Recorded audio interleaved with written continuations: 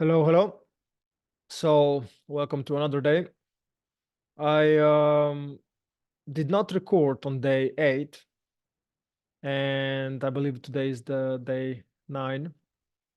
And I did not record because I had a really bad day, meditation-wise, just not feel good mentally, emotionally, and also physically. I start to feel kind of phased out.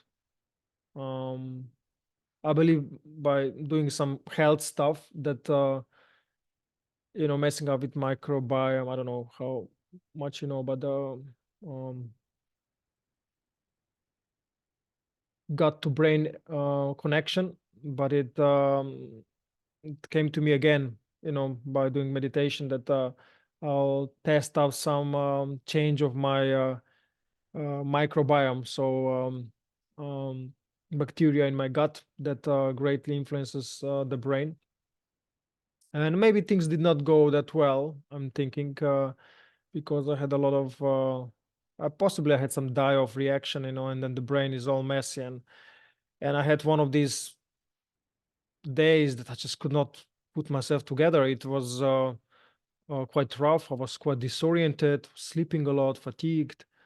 Um, it possibly, I mentioned this before, it counteracts with um, emotional upheaval that you can get with doing deeper type of meditations.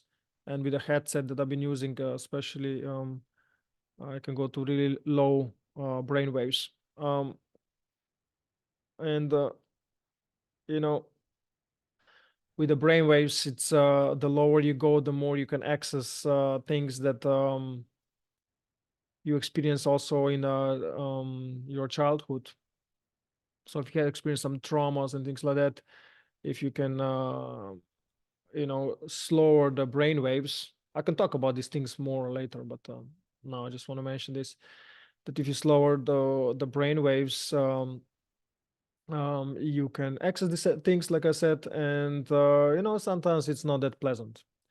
um, because when you are a child, the brain waves that you are functioning most of the time are quite uh, slow, like from alpha, theta, delta is then the sleep, but especially in theta and in these brain waves, it's kind of like a hypnotic states where things are quite easily impressed upon your brain. So you don't, today you can kind of like decide what you want to allow in your brain and what you take in, kind of. But when you're a child, this filter just kind of disappears. So you just kind of soak the knowledge in, and it's just how the human brain functions, in order for you to learn um, as fast as possible how to survive. So anyway, I experienced all this, and I didn't want to record, and what came as well was that why should I? I said I'm gonna meditate, and this is like, and I did meditate. I just did not record. Um, and I was thinking this recording, I just didn't want to do it. I feel like it was more for others than for me. Because what do I care? Sometimes, okay, I said I'm gonna do it, um, and I didn't. I meditated, but didn't record. So I guess half I'm there in between. And since the recording was more for others, I prioritized myself. So you could say feelings more than something else. And there's a big debate actually, that, oh, should you listen to your feelings or just like thinking what you said, like what you decided. And I actually believe there's um that the answer is not either, but it's based on the moment. Sometimes it's better to listen to the feelings. I do believe that. And sometimes it's better to listen to what you said you will do. It just depends on the situation. So I had these realizations before, but now I'm repeating them because wanted to report some um, benefits of doing meditation, and this realization, it's they're a big part of it. Um, I and what I wanted to say is this as well, that while listening to the, let's say, the feelings, not feel like doing it, at the same time also, especially people that have had traumas, to learn how to listen to your feelings,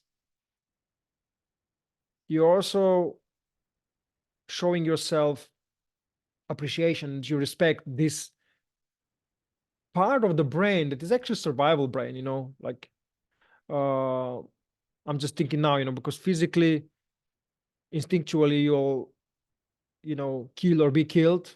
Then the next survival mechanism is the emotional brain, and then you could say thinking brain, um, where survival of the beliefs matter, or in this case, what you said you will do.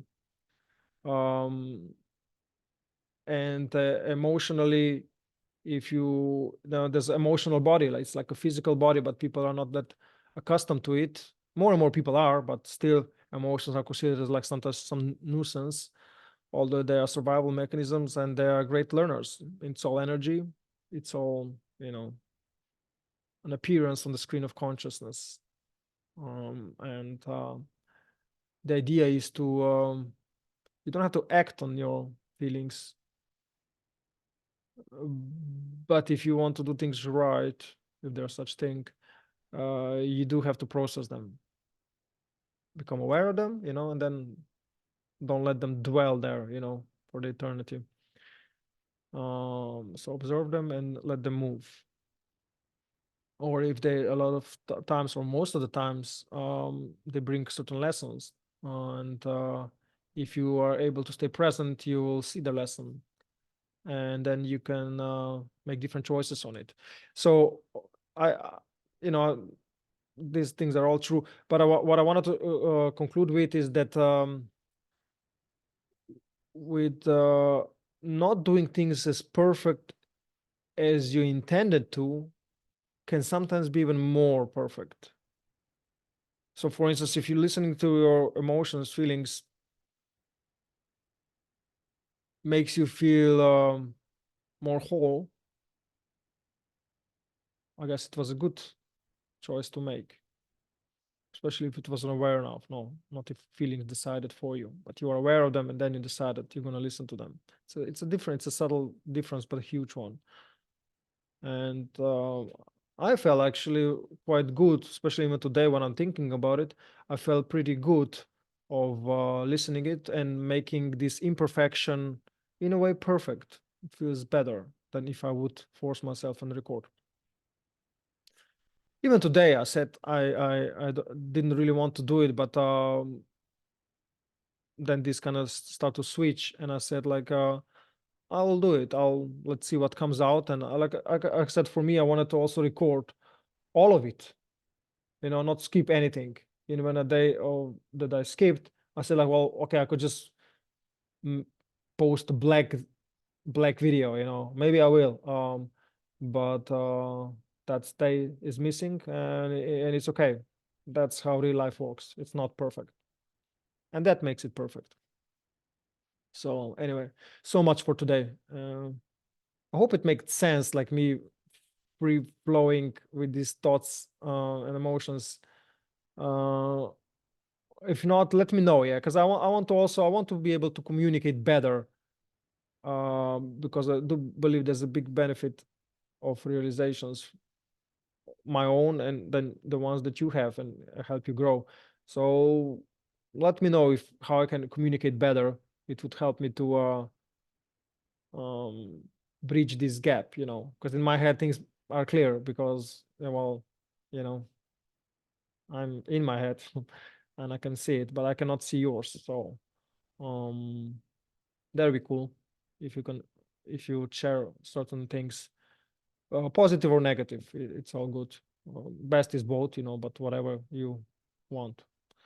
Anyway, have a good day, and yeah, let's see how it goes.